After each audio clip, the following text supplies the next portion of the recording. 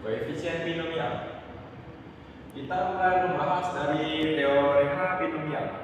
Teorema binomial memberikan cara untuk menjabarkan perpangkatan x plus y tutup kurung dipangkatkan dengan n yang merupakan bilangan bulat positif. Cara ini digunakan sebagai alternatif bagi penggunaan segitiga Pascal. Teorema binomial. Misalkan x dan y variabel dan n bilangan bulat tak negatif, maka bisa menggunakan rumus yang seperti ini. Buka kurung s plus y tutup kurung dipangkatkan dengan n. Nah, mari kita lanjut ke contoh soal. Dengan rumus tadi kita bisa terapkan kepada soal ini. Contoh soal. Carilah penjabaran atau ekspansi dari x plus y dipangkat 2. Cara penerapan rumusnya seperti ini. Kita buat dulu buka kurung. Lalu di atas kita isi angka 2 yang diambil dari pangkat ini. Lalu 0 di bawahnya. Tutup kurung. Di sebelahnya kita bisa tuliskan x pangkat 2 diambil dari di atas ini, lalu dikurang oleh 0 yang diambil dari bawah ini. Kemudian y-nya diambil dari bawah, jadi kita langsung tuliskan saja 0. Lalu berikutnya kita jumlahkan lagi dengan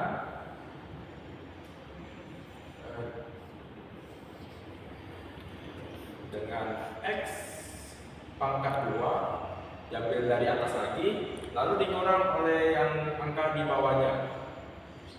Kemudian y-nya mengambil angka yang di bawah, jadi langsung saja y pangkat 1. Lalu dijumlahkan lagi hingga angka bawahnya ini sama dengan angka yang di atas. Jadi ini sudah sama 2 dan 2. Lalu tuliskan lagi x pangkat 2 dikurang oleh 2. Lalu y ambil angka 2 dari sini, dari angka bawah, langsung saja kita tuliskan 2. Kemudian kita lanjut menggunakan rumus notasi. Jadi langsung saja di atas ini kita ambil dari angka atas, yaitu 2 faktorial. Lalu di bawah ini kita tulis 0 faktorial sesuai yang ada di sini. Lalu kita tambahkan lagi angka 2 faktorial.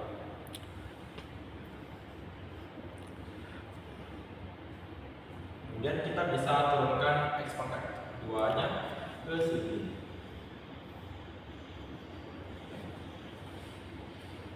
Lalu kita plus 2 faktorial.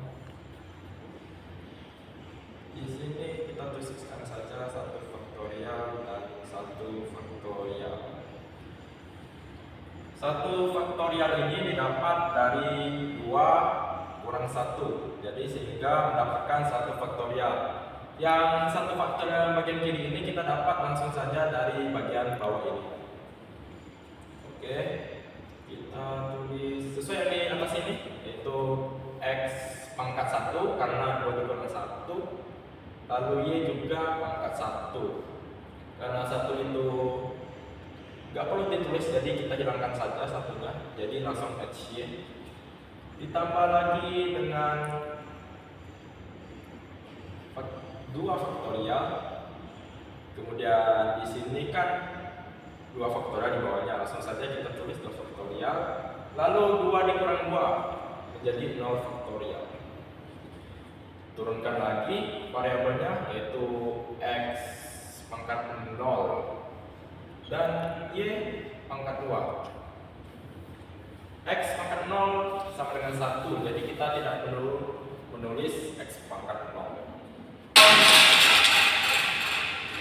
Lalu hasil akhirnya, kalau kita hitung 2 faktorial dibagi oleh 2 faktorial, bisa kita hitung jadi 1. Jadi 1x Lalu di sini 2 faktorial dibagi 1 faktorial dikali 1 faktorial. Jadi hasilnya adalah 2xy. Kemudian ditambah lagi 2 faktorial dibagi oleh 0 faktorial jadi 1. Jadi kita langsung saja tulis y pangkat 2. Dan ini merupakan hasilnya. Ini kita akan membahas tentang segitiga Pascal yang berbentuk seperti ini, teman-teman. Kita akan menggunakan segitiga Pascal ini untuk mengerjakan 3 contoh soal ini. Yang pertama, kita akan mengerjakan contoh soal nomor 1. Pada contoh soal nomor 1 ini terdapat x plus y pangkat 2. Cara menggunakan segitiga Pascalnya dengan cara melihat pangkatnya dulu. Karena di sini pangkat 2, kita akan mengambil baris kedua di segitiga Pascal ini, yaitu 1, 2, 1. Langsung saja kita tuliskan 1, 2, kemudian 1. Lalu kita tinggal mendapatkan x-nya dari sesuai pangkat. Misalkan ini pangkat 2, kita akan mulai dari x pangkat 2. Kemudian menurun pangkatnya jadi x pangkat 1, kita tidak perlu tulis. Kemudian ketika x-nya turun, kita juga menambahkan y-nya. Dari sini y pangkat 0, di sini y pangkat 1, lalu kemudian di sini y pangkat 2. Karena di sini soalnya plus, langsung saja kita tuliskan plusnya. Oke, pada nomor 2 kita melihat soal x dikurang y pangkat 3. Mungkin teman-teman sedikit bingung melihat kok ada minusnya dan pangkatnya mungkin banyak. Tapi sebenarnya ini gampang, teman-teman. Kita langsung saja lihat ke segitiga Pascal. Karena di sini pangkatnya 3, kita lihat langsung saja ke baris 3. Di baris ketiga ini ada angka 1, 3, 3, 1. Langsung saja kita tulis di bawah soalnya. 1, 3, 3, 1. Kemudian karena pangkat 3, kita langsung saja mulai dari x pangkat 3, kita tulis dari kiri ke kanan. Semakin ke kanan, pangkat x-nya makin menurun, dikurangi 1. Jadi x pangkat 2, x pangkat 1, kita perlu tulis 1-nya, dan x pangkat 0, tidak perlu tulis x-nya. Kemudian sama seperti x, kalau y ini mulainya dari kanan. Jadi dari kanan ini kita bisa tulis y pangkat 3, lalu kurang lagi jadi y pangkat 2, kemudian y pangkat 1. Kita tidak perlu tulis satunya. Kemudian karena di sini minus, kita gunakan teori plus minus. Jadi pada angka pertamanya ini plus, kemudian di sini minus, kemudian di sini plus, kemudian di sini jadi minus. Oke guys.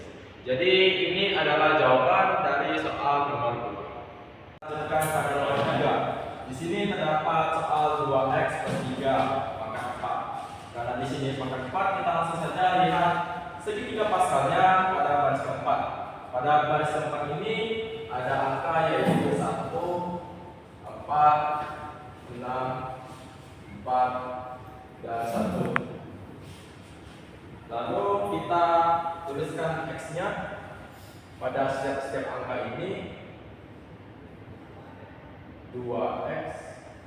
Karena dimulai dari kiri, yaitu seperti biasa, dimulai dari kiri, pangkatnya dimulai dari 4, kemudian turun lagi menjadi 3, kemudian turun lagi menjadi 2, dan turun lagi menjadi 1 dan 0.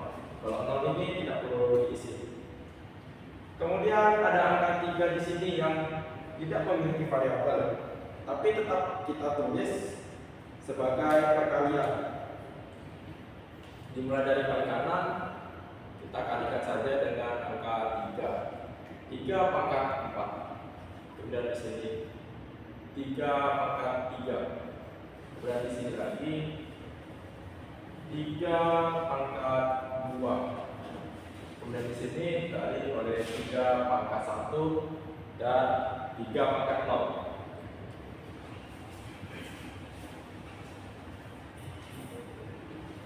Lalu kita hitung hasil perkalian ini. 2x pangkat 4 hasilnya adalah 16x pangkat 4. Kemudian karena di sini soalnya plus, kita langsung saja tulis plus di sini. Di sini 2x pangkat 3 kalau dikalikan akan menghasilkan